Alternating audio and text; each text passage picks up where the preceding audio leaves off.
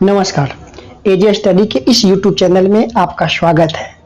आज मैं आपके लिए लेकर के आया हूँ क्लास 10th फिजिक्स का कुछ महत्वपूर्ण 10 ऑब्जेक्टिव प्रश्न हम लेकर के आए हैं। ये वे ऑब्जेक्टिव प्रश्न होने वाला है जो कि एग्जाम में हर बार ये क्वेश्चन पूछा जा रहा है, रिपीटेड क्वेश्चन है। और ये जो हम क्वेश्चन लेकर के आ रहे हैं, ये थोड़ा सा आज का जो क्वेश्चन 10 क्वेश्चन लाए हैं, ये थोड़ा सा 2, 3, 4 चैप्टर से जो है मिक्स होकर के आपके बीच आया है, ठीक है ना। लेकिन नेक्स्ट बार से जो हम लाएंगे वो चैप्टर वाइज चैप्टर आपको मिलने वाला है ऑब्जेक्टिव। तो इस ऑब्जेक्टिव में आपको कोई ऑप्शन नहीं मिलेगा, ठीक है।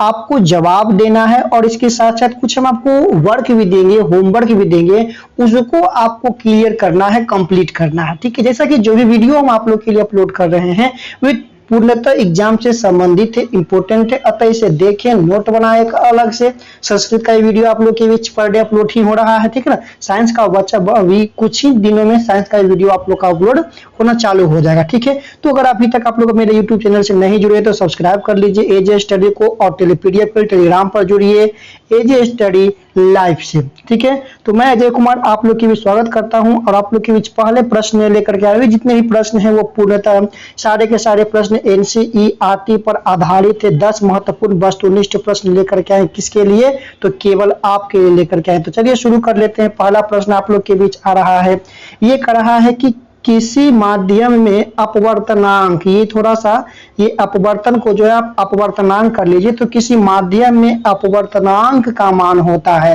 तो जैसा कि आपको मालूम है, अगर अपवर्तनांक कर रहा है माने अपवर्तन जैसा कि अगर हम बीटीबीसी बुक की बात करूं तो ये चैप्टर 2 में आपको मिलेगा, जबकि हम एनसीईआरटी बुक की बात करूं तो ये आपका क्या होता है, वे आपको मिलेगा दो प्रकाश की परावर्तन और अपवर्तन दोनों जो एक ही चैप्टर में आपको मिलने वाला है ना।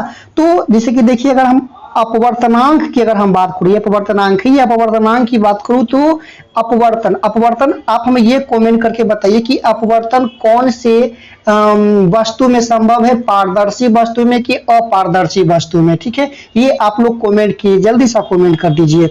और ये बताते हैं कि अपवर्तनांक, तो अपवर्तनांक जब भी है तो प्रकाश के अपवर्तन के द्वितीय नियम पर ये आधारित है, ठीक है। तो प्रकाश के अपवर्तन के जब हम द्वितीय नियम की चर्चा किए थे आप लोग के बीच, एक बार आप लोग रिवाइज कर लीजिए कि प्रकाश के अपवर्तन के द्वितीय नियम है क्या, ठीक है। उसे एक बार आप लोग रिवाइज कर लीजिए।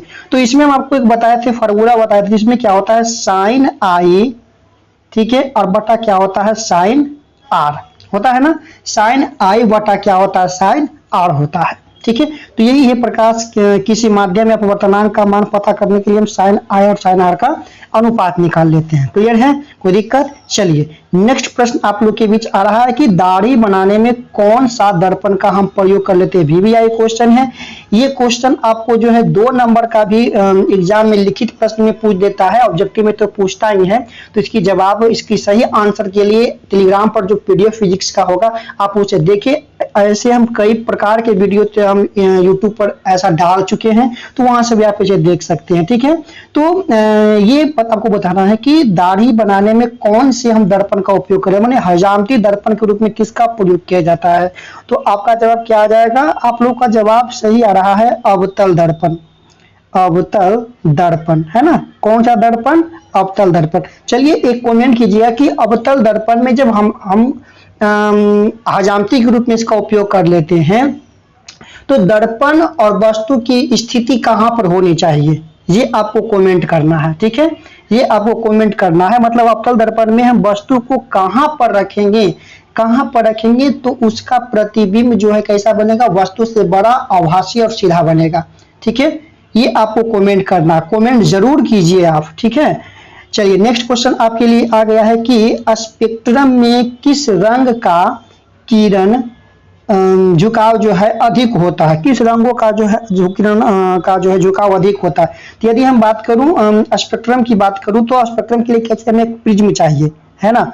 और प्रिज्म से जब हम श्वेत प्रकाश को गुजारते हैं, प्रिज्म से जब हम, ये आपका हो जाएगा श्वेत प्रकाश, तो प्रिज्म से जैसे ही हम श्वेत प्रकाश को गुजारते हैं तो ये अपवर्तन के बाद जब प्रिज्म से होती है तो प्रिज्म से अपवर्तन के बाद, क्योंकि हमें मालूम है कि श्वेत प्रकाश में कितने रंग होते हैं, 7 रंग होते हैं। तो और इन 7 रंगों का जो अपवर्तनांक होता है, ध्यान से सुनिएगा, इन 7 रंगों का जो अपवर्तनांक होता है वह कैसा होता है, प्रिज्म में भिन्न भिन्न होता है। जिसके कारण क्या होता है कि जब श्वेत प्रकाश इसमें प्रवेश करती है तो ये जो है 7 रंगों में विभक्त होता है। 7 रंगों के अपवर्तनांक भिन्न भिन्न होने के कारण जो है ये 7 रंगों में विभक्त हो जाता है। गिन लेते हैं, इसके नाम के लिए एक फार्मूला भी आप लोग पढ़े होंगे, बैजानीहपीनाला। एक आपका ज्यादा हो गया तो इसको काट दिया जाए, ठीक है ना, बैजानीहपीनाला। तो क्या करा, किसकी झुकाव अधिक, तो किसकी झुकाव अधिक, तो क्या आपका हो जाएगा, बैगनी का। किसकी झुकाव अधिक है तो बैगनी का, किसकी झुकाव कम है तो लाल का, है ना, लाल का झुकाव आपका क्या हो जाएगा, कम हो जाएगा, जबकि बैगनी का झुकाव आपका क्या हो जाएगा, अधिक हो जाएगा। इसी में आपको ये कमेंट करना है कि किस रंग का जो है तरंगदैर्ध्य अधिक होता है और किस रंग का तरंगदैर्ध्य कम होता है, ये आपको कमेंट करना है कमेंट बॉक्स में, ठीक है। किस रंग का तरंगदैर्ध्य अधिक होता है और किस रंग का तरंगदैर्ध्य क्या होता है, कम होता है। यदि हम आपको बता दूं तो ये आप याद कर लीजिएगा कि जिसका झुकाव अधिक होगा उसका तरंगदैर्ध्य कम होगा, जिसका झुकाव अधिक होगा उसका तरंगदैर्ध्य कम होगा, और जिसका झुकाव कम होगा उसका तरंगदैर्ध्य अधिक होगा, ठीक है ना, तरंगदैर्ध्य अधिक होगा। ये आप लोग को कमेंट करना है। नेक्स्ट प्रश्न हम आपके लिए लेकर के आए हैं कि विद्युत फ्यूज जो है विद्युत धारा के किस प्रभाव पर कार्य करता है। विद्युत फ्यूज जो है विद्युत धारा के किस प्रभाव पर कार्य करता है। ये आपको बहुत ही सुंदर सा क्वेश्चन है, क्योंकि देखिए सबका इस प्रकार के क्वेश्चन एग्जाम में पूछते रहता है, हमेशा बनते रहता है ना। तो जैसे हम आपको क्वेश्चन करवा रहे हैं उसको आप लोग देखिए, नोटबुक अपना खोलिए, ठीक है, जो नोट्स तैयार कर रहे हैं वो खोलिए, बुक खोलिए और इस क्वेश्चन को एनालाइज कीजिए कि हम कैसे आपको बता रहे हैं, क्या होमवर्क दे रहे हैं, क्या आपको कमेंट करके भेजना है। तो कह रहा है कि विद्युत फ्यूज विद्युत धारा के किस प्रभाव पर कार्य कर रहा था। सबसे पहले आपको ये कमेंट करना है कि विद्युत फ्यूज जो है किन किन धातुओं से मिलकर बना होता है, ये आपको कमेंट करना, ठीक है। विद्युत फ्यूज जो है किन किन धातुओं से मिलकर बना होता है, ये कमेंट करना कमेंट बॉक्स में। उसके बाद हम बता रहे हैं कि विद्युत, दूसरा ये पहला का होगा, ये पहला कमेंट करना है। जो भी हम कमेंट करने के लिए बोल रहे हैं आप लोग जस्ट क्लास खत्म होने के बाद तुरंत ही अपना बुक को खोले और इसे सर्च मारे, खोज। अगर आप ऐसा कर लेते हैं तो आपका जो माइंड होगा वो उस बात को जल्दी कवर करेगा, है ना, जल्दी पकड़ेगा, ठीक है, उस बात को जो है जल्दी पकड़ेगा। तो आपको ये क्या करना है कि ये किन किन मिश्र धातु से बना हुआ था, पहला। और दूसरा ये करना है कि जब हम कोई भी विद्युत फ्यूज को जब अपने वायरिंग, जब घर का जो वायरिंग होता है लाइन वाला, उस लाइन के किस वायर में जोड़ते हैं। क्या सुना, किस वायर में जोड़ते, माने कौन सा वायर, माने कौन सा तार में उसे हम जोड़ते हैं, ठीक है, कौन सा तार में हम उसे जोड़ लेते हैं, है ना, ये आपको कमेंट करके बताना है। क्लियर है, ठीक है। तो दो काम अब हम ये हम आपको बता रहे हैं कि किस प्रभाव पर कार्य कर लेता है, तो ये ऊष्मीय प्रभाव पर कार्य कर लेता है। कौन से प्रभाव पर, ऊष्मीय पर, विद्युत धारा के ऊष्मीय प्रभाव पर यह कार्य करता है, ठीक है, विद्युत धारा के ऊष्मीय प्रभाव पर यह कार्य कर लेता है। नेक्स्ट क्वेश्चन आप लोग के बीच आ चुका है कि किसी कुंडली, क्या बोल रहा है, किसी कुंडली का प्रतिरोध ज्ञात करने के लिए कौन सा सूत्र का हम उपयोग कर लेते हैं। कुंडली है, प्रतिरोध है, तो प्रतिरोध यहाँ पर निकालना है तो हम क्या करेंगे, किनको याद करेंगे, हम याद करेंगे ओम जी को याद करेंगे, है ना, ओम जी को याद करेंगे, क्योंकि यही बताए थे विद्युत धारा और विभवांतर के बीच के रिलेशन को बताए थे, ठीक है ना। ओम का नियम अगर हम आपसे पूछूं को ओम का नियम क्या है, तो एक बार आप लोग ओम का नियम को रिवाइज कर लीजिए। ओम का नियम में आप लोग पढ़े होंगे और एग्जाम के लिए काफी इंपॉर्टेंट ये आपका है, तो ओम का नियम एक बार आप लोग रिवाइज कर लीजिए। और ये ओम के नियम में आपको ज्ञात करना है कि इसमें प्रतिरोध ज्ञात करने के लिए कौन सा सूत्र। जब हम ओम का नियम पढ़ते हैं तो हम ये जानते हैं कि धारा जो है क्या होता है, विभवांतर की जो है समानुपाती होता है, V के समानुपाती होता है ना। और जब हम यहाँ से निकालते हैं I का मान, जब ये समानुपाती को हम हटाते हैं, जब ये समानुपाती को हम हटाते हैं और यहाँ से I का मान निकाल लेते हैं, तो क्या करेंगे, I बराबर, ठीक है, I का मान निकालेंगे तो I बराबर क्या हो जाएगा, V बटा आर, ये जो आपका समानुपाती है, ठीक है, यही क्या बनता है, एक अचर मान का निर्माण करता है, जिसको क्या कहते हैं, आर प्रतिरोध कहते हैं, ठीक है, क्या कहते हैं, प्रतिरोध करते हैं। तो आर का अगर यहाँ से हम डायरेक्ट मान आपसे पूछो तो डायरेक्ट मान आप बोल सकते हैं आर बराबर भी बटा आई, बोल सकते हैं ना, आर बराबर भी बटा आई आप बोल सकते हैं, ठीक है। तो ये कोई एक रिलेशन आप याद कर लीजिएगा, इससे तो एक नंबर कन्फर्म पूछेगा, या तो ऑब्जेक्टिव में नहीं तो सब्जेक्टिव में ओम के नियम, ठीक है। ये भी पूछ सकता है कि ओम के नियम में किसका मान अचर है, किसका मान अचर है, ठीक है ना। तो ये याद रखिएगा, प्रतिरोध का ही मान आपका क्या होता है, अचर होता है, ठीक है।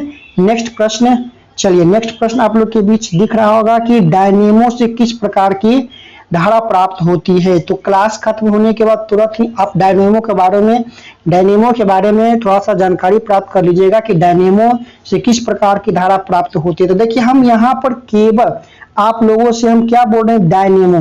तो डायनेमो देखिएगा, डायनेमो की बात करते हैं तो डायनेमो दो प्रकार का होता है, एक होता है दिष्ट धारा डायनेमो, ठीक है, या जनित्र कर सकते हैं उसको, और एक कहते हैं प्रत्यावर्ती धारा जनित्र कहते हैं।